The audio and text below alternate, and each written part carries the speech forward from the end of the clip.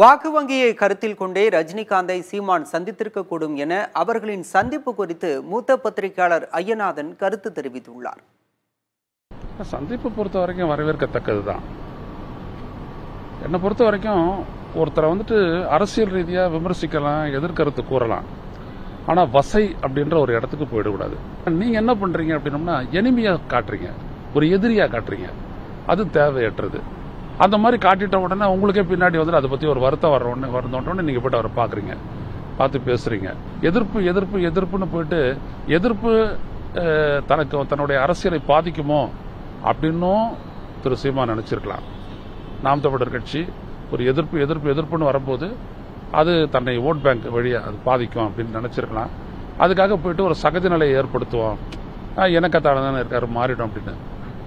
அவரு நினைக்கிற மாதிரி அது மாறுமா அப்படின்றது சந்தேகத்திற்குரியது.